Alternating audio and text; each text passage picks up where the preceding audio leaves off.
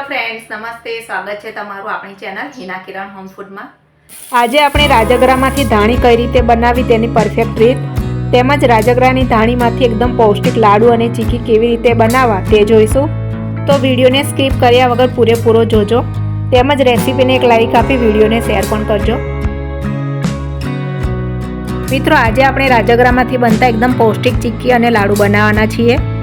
તેના માટે મેં 250 ગ્રામ રાજગરો લીધો છે.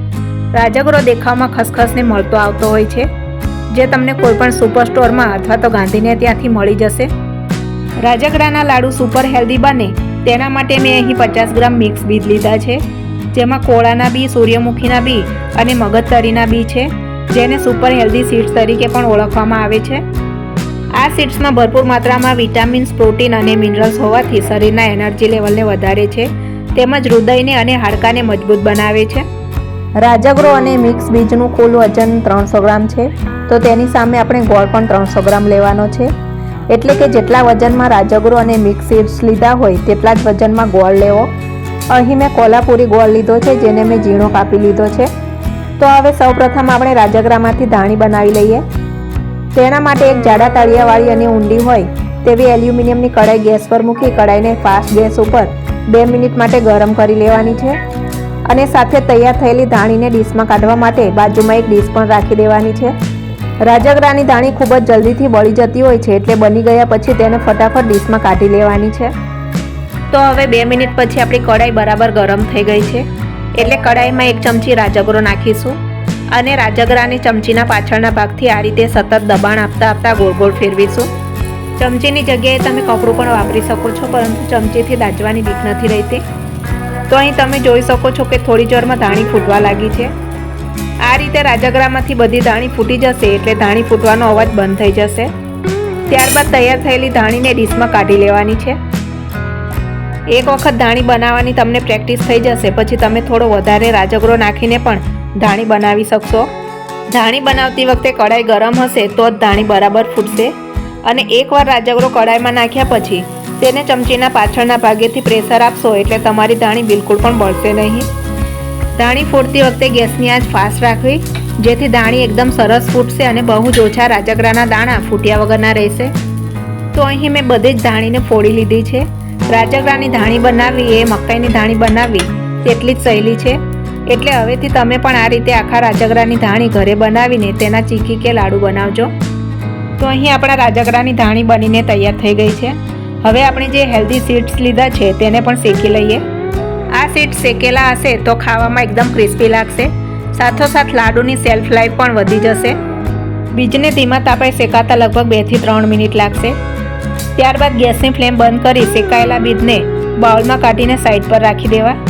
હવે આપણે જે ધાણી ફોડીને રાખી છે તેને ચાળવાની છે. એટલે એક ડીશ ઉપર આ રીતે ચાળણી મૂકી તૈયાર કરેલી ધાણીને ચાળણી વડે ચાળી લઈશું. ધાણીને ચાળી લેવાથી ધાણી બનાવતી વખતે જે ફૂટ્યા વગરનો રાજગરો રહી ગયો હશે તે થાળીમાં નીચે પડી જશે, જેથી લાડુ ખાતી વખતે કડક રાજગરો મોંમાં નહીં આવે.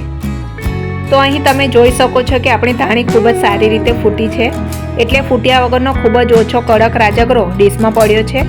હવે આ તૈયાર ધાણીમાંથી આપણે લાડુ અને ચીક્કી બનાવીશું.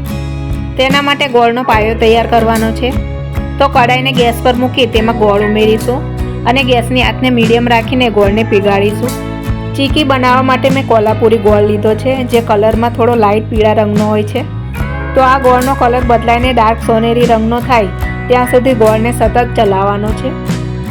ગોળને મેં ઝીણો કાપીને લીધો છે, એટલે ગોળ જલ્દીથી પીગળી ગયો છે, પરંતુ હજી ચીકી માટેનો પાયો તૈયાર નથી થયો. પાયો તૈયાર કરવા માટે ધીમા ગેસની આંચ ઉપર ગોળને સતત ચલાવીશું, એટલે લગભગ 4 મિનિટ પછી ગોળમાં બબલ્સ બનવા લાગશે અને ગોળનો કલર ધીમે ધીમે બદલાવા લાગશે.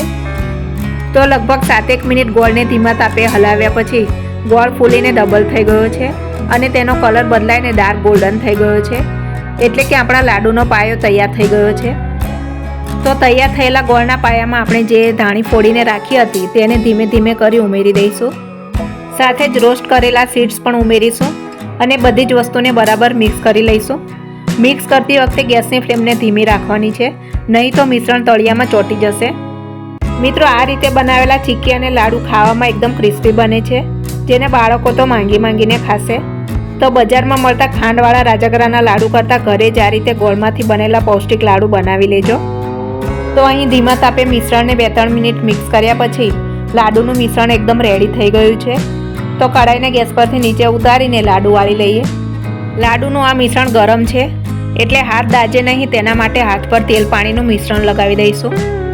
ત્યારબાદ તૈયાર મિશ્રણમાંથી થોડું મિશ્રણ હાથમાં લઈ ગોળો વાળીને મિશ્રણને બરાબર હાથથી ગોળ ગોળ ફેરવતા જઈને લાડુ વાળી લઈશું. સરસ ગોળ લાડુ વળી જાય એટલે તેને ડીશમાં મૂકતા જઈશું. આ રીતે મિશ્રણમાંથી લાડુ બનાવી લેવાના છે.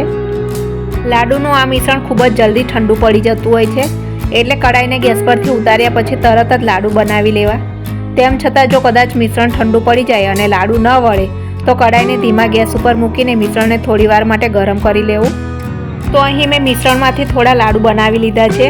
હવે બાકી બચેલા મિશ્રણમાંથી ચીકી બનાવી લઈએ. ચીકીનું મિશ્રણ પાથરવા માટે મેં અહીં ચાકીનો ઉપયોગ કર્યો છે, જેને મેં તેલથી બરાબર ગ્રીસ કરી દીધી છે. તમે થાળીનો પણ ઉપયોગ કરી શકો છો. ડીશ પર તેલ લગાવવાથી ચીકી ફટાફટ ડિમોલ્ડ થઈ જશે. ત્યારબાદ તૈયાર મિશ્રણને ચાકીમાં નાખી મિશ્રણને ફટાફટ પાથરી દઈશું. આ મિશ્રણ ખૂબ જ ઝડપથી ઠંડુ થઈ જાય છે એટલે મિશ્રણ ગરમ હોય ત્યારે જ તેને ફટાફટ પાથરી દેવાનું છે, નહીં તો મિશ્રણ જામી જશે અને ચીકી પથરાશે નહીં. તો અહીં મેં ચીકીના મિશ્રણને સારી રીતે પાથરી દીધું છે. હવે ચીકી માટેના કટ લગાવી દઈશું. તો આ મિશ્રણ ગરમ હોય ત્યારે તેના કટ લગાવવાના છે એટલે મિશ્રણને બરાબર સેટ કરી લીધા પછી તરત જ કટ લગાવી દેવાના. તો અહીં મેં ચપ્પુથી ચીકીના ચોરસ કટ લગાવી દીધા છે. તમે લંબચોરસ અથવા તો ડાયમંડ શેપમાં પણ બનાવી શકો છો. મિશ્રણમાં કટ લગાવ્યા પછી તેને 10-1 મિનિટ માટે ઠરવા દઈશું. તો હવે 10 મિનિટ બાદ હું ચીકીને અનમોલ્ડ કરી રહી છું અને તમે જોઈ શકો છો કે ચીકી એકદમ ફટાફટ અનમોલ્ડ થઈ રહી છે. આ ચીકી એકદમ ક્રિસ્પી અને ખાવામાં એકદમ સોફ્ટ બને છે. તો આ ઉત્તરાયણ પર એકવાર જરૂરથી આ રીતે એકદમ પૌષ્ટિક રાજગરાની ચીકી અને લાડુ બનાવી લેજો. ઉત્તરાયણ